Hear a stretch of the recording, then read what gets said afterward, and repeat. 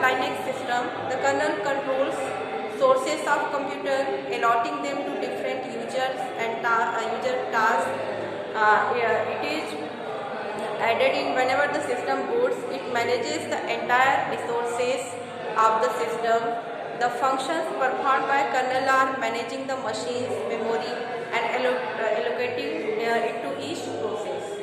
Organizing the transfer of data from one part of the computer to another part, and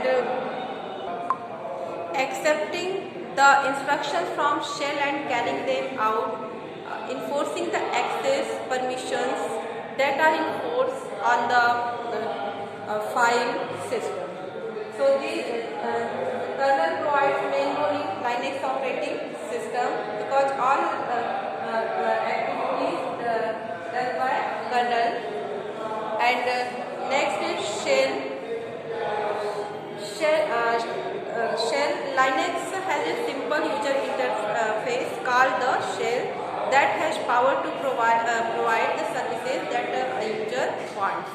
The shell acts as a command interpreter. It takes each command and passes it to the operating system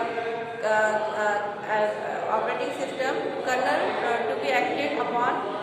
If then displays the result of these operations on the screen. The functions performed by shell are it creates an environment that meets the user needs, writes shell scripts, manipulate the command history, automatically completes the command line, edits the command line.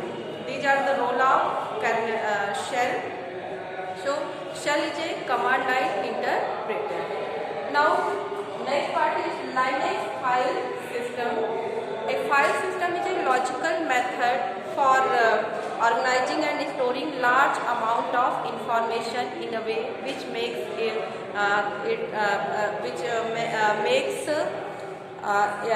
easy manage. Files are organized with a hierarchy of directories. Directories must contain files, other directories. All files in Linux operating system in terms are stored on the disk under the main directory called the home root directory. There are three categories of files. These are ordinary files, directory files, and special files. Linux now X window. Linux is the powerful framework for working graphical application, and it is referred to as X window system. X window, the function of opening X-based graphic user interface means GUI applications and displaying them on an X server process. Linux has an X-based top environment to provide a desktop metaphor, and Windows Manager provide the GUI application like icons, window frames, menu, and or a combination of these items called themes. So these are the parts of Linux operating system. Now types of Linux. Here is the list of types of Linux. These are Red Hat Linux, SUSE Linux, Mandrake Linux, Debian, GNU Linux, Slackware Linux, Caldera Linux, Linux Pro, Turbo Linux.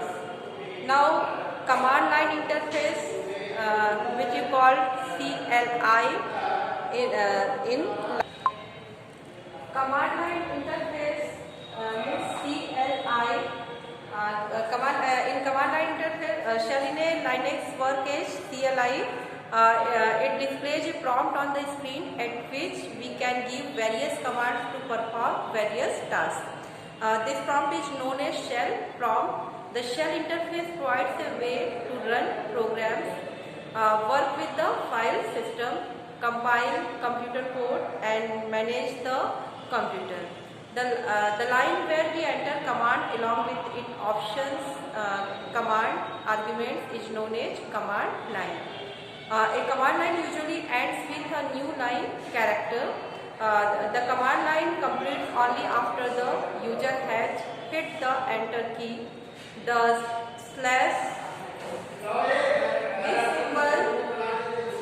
this symbol slash this symbol placed at the end of a line continues the command to the next line, ignoring the hit of enter key.